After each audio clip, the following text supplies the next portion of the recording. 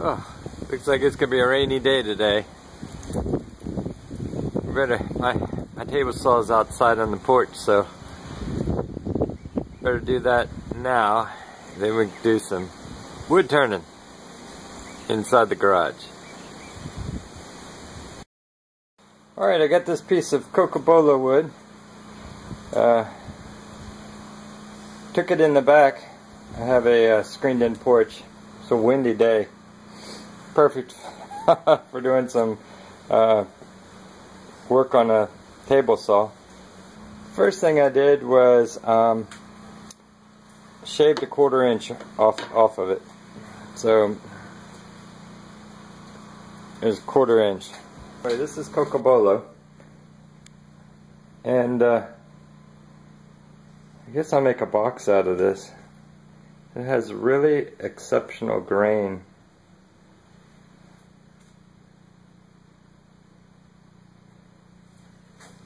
Got it from a place in Lakeland, Florida. This was the outside. Let me flip it over here. You see what it looks like on the inside of the wood right after you cut it. That's pretty important. I noticed a lot of orange added to it. That must turn brown over time.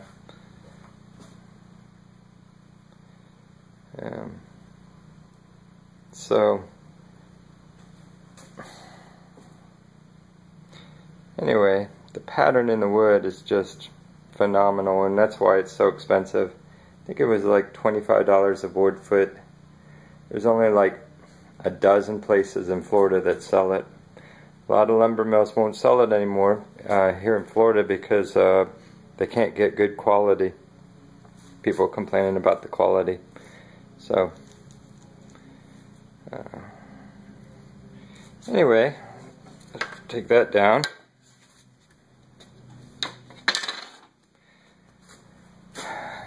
So then we have like a 3/4 inch by 2.5 inch. And I made 2 blocks, 2.5 inch. Gonna make a yo-yo out of it. Isn't that something? Boom. Amazing. I made, oh, I don't know, like something 16 to 20 pen blanks.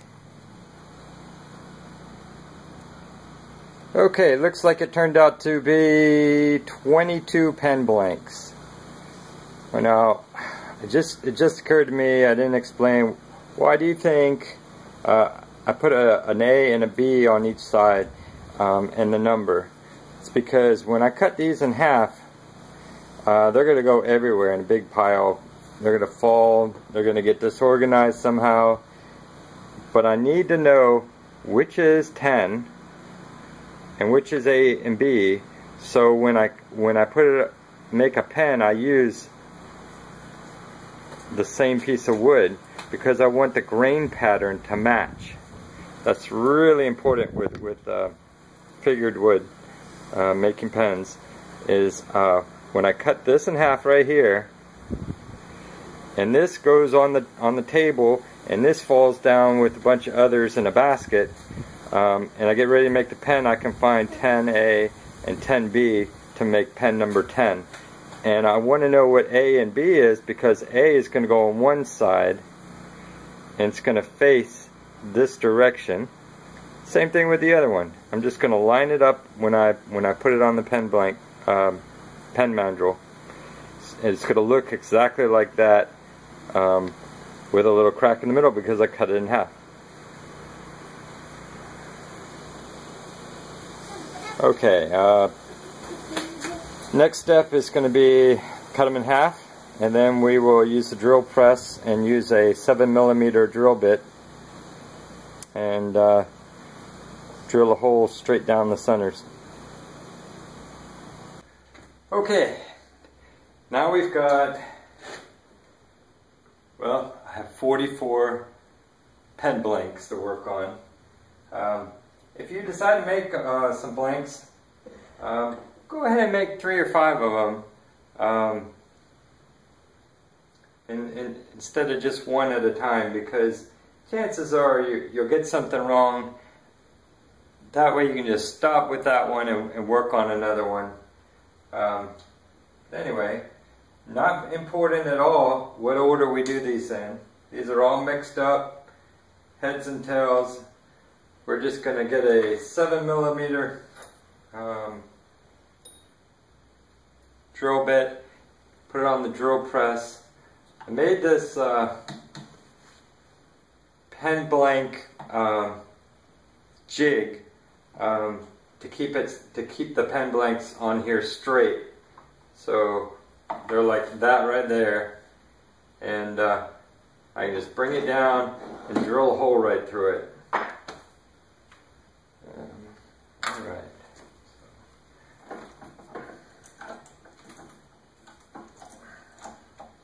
Let's get a little closer so we can see how this is working. All right. Yeah, this is the better one. I originally bought a 7mm drill bit. I bought some pen kits from Penn State Industries, and they send you a drill bit for free the first time you order with them.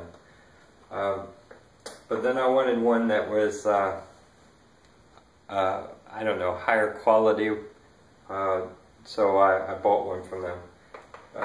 They're not too expensive.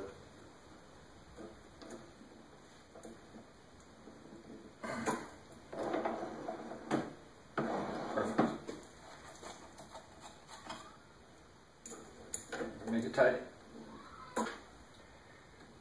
I used to just hold this with a pair of pliers and use a regular drill and just drill right through, but this just makes it a little bit more accurate. Just don't ruin it too many pen blanks this way. We're just grabbing it and drilling it. You want to take your time. If you go too fast, the pen blank will crack.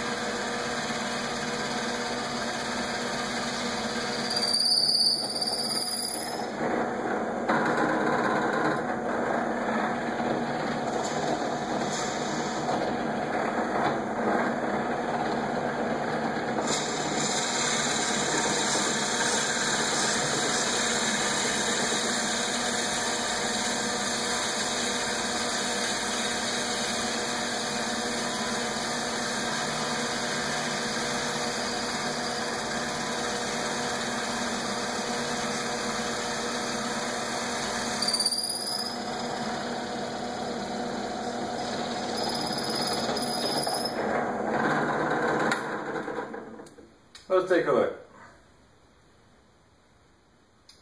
Perfectly centered. That's where our start point was. I don't know if you can see that. It's a little bit off right here. Not perfectly centered. But it did not crack. It's hot, but it did not crack. So we can add the tube, and when we turn it, an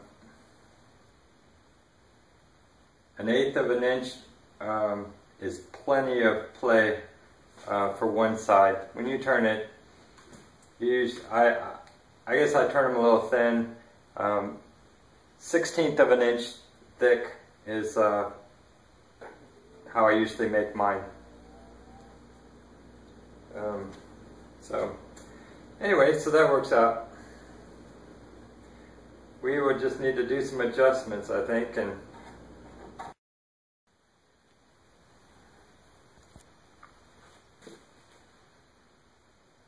Okay, well, I drilled out all the Cocobolo pen blanks. I think I made 22. I think 5 of them turned out bad. While I was drilling, I drilled too fast or had a problem, I guess. I'm not sure. But sometimes they just blew up 2 times. They just, let me see if I can find one. Just boom. And 2 or 3 times it actually popped like an explosion, but it didn't hurt the wood. It was just like it built up so much pressure, then boom, popped. So there's that. Then I said to myself, well, let's go ahead and get these pen blanks ready with lace wood. I went ahead and took a good solid piece off of it. It's I don't know, over 1/4 of an inch thick, and then took the part of the board and made some blanks. And doing the exact same thing, I got 11 pen blanks. Well, there's 22 here, but you know, cut them in half. 11 pens, blanks for 11 pens. All 11 turned out perfectly fine. It's not me. It's not the drill press. It's just this type of wood, Cocobolo, just has a really big problem. Well, it has a lot of problems. It's a hard wood, but it has problems with checking, cracking, chipping. It's not. I'm not going to say poisonous, but they say it's moderately. It has moderate allergic properties to it.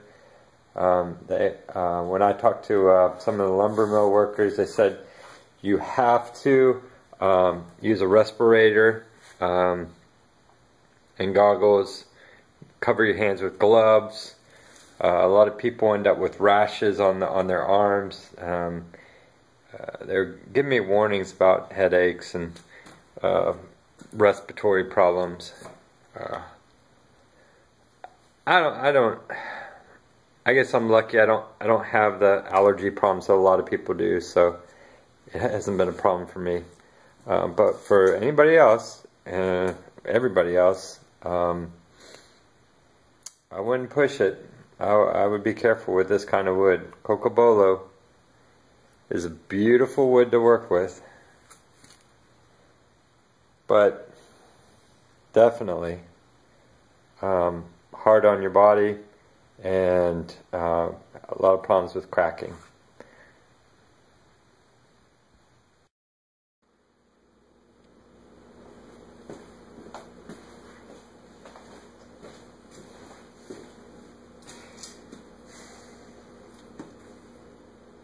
Just in case you're new, what I'm doing is I'm using super glue. It's sort of a medium viscosity. That means it's not real thick. It's not like the liquid from the little tubes you buy at Walmart. It's in between. And what I'm doing is I'm taking a tube and putting some super glue, a line of it on both sides. A lot of people will score or roughen these tubes. I do not. Take it in, and I twist it while it's going in. And then stick it on in, push it through. It's pretty much flush with the edge here. It's not over here. There's a little gap. The tube's inside. I will use a tool that will carve out some of the wood at the end until it's flush with the metal tube. These have to be glued and then left out overnight, and it needs to dry at least at least I would definitely have it dry at least 12 hours. So, pretty easy. All my lacewood blanks are done. Now I'm going to put the tubes in my Cocobolo pen blanks. Yeah, I just rounded the wood. I haven't finished carving it yet, but it has a lot of oranges to it, and I think it's really pretty.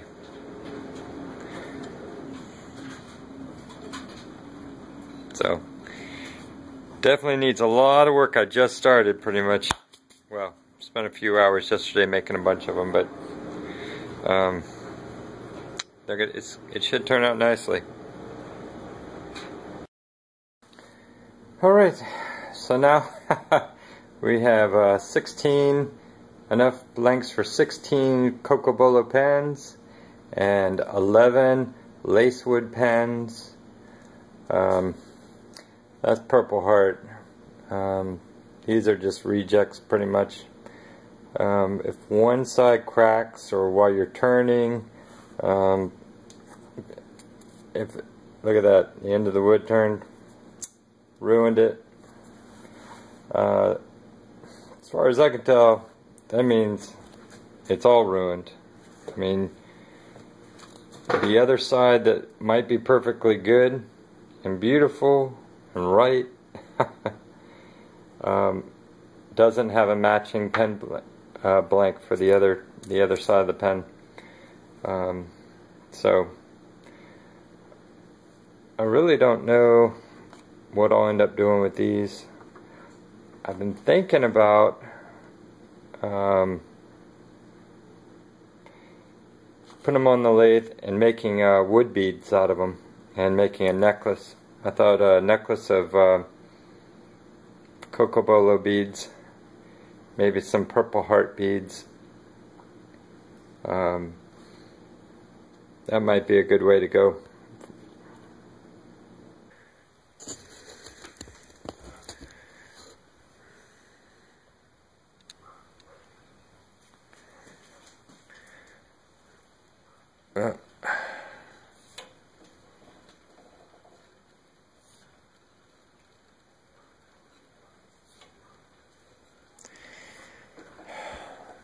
This pen,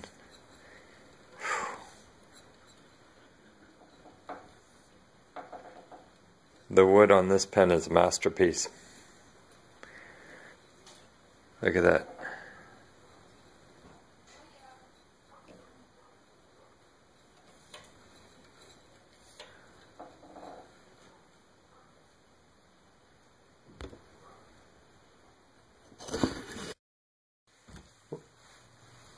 Well, I went ahead and made my first Cocobolo pen. I'll definitely have to make a video on this, lining up the Cocobolo grain pattern. Comes out extremely beautiful. Thought I'd have problem with the knots in the wood. Thought I'd have cracks or chips, but it turned out very well. And this pen's a keeper.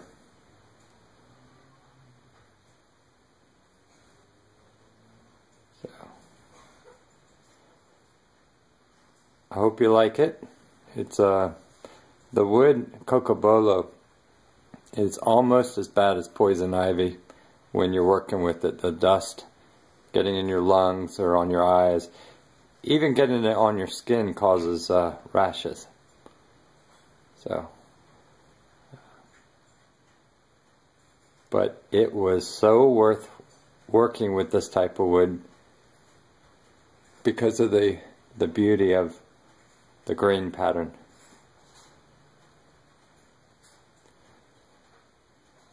I hope you enjoyed the pen. Talk to you later.